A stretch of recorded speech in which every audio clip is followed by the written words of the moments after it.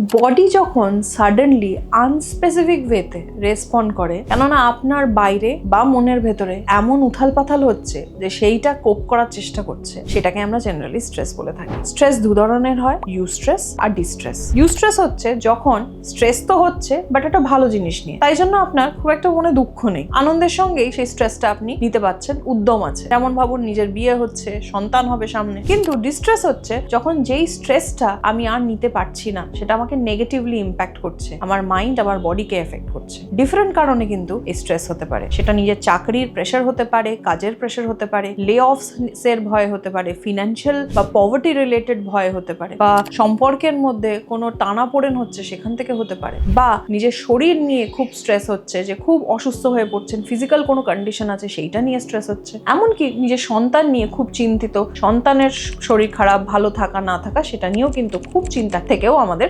Stress হতে পারে।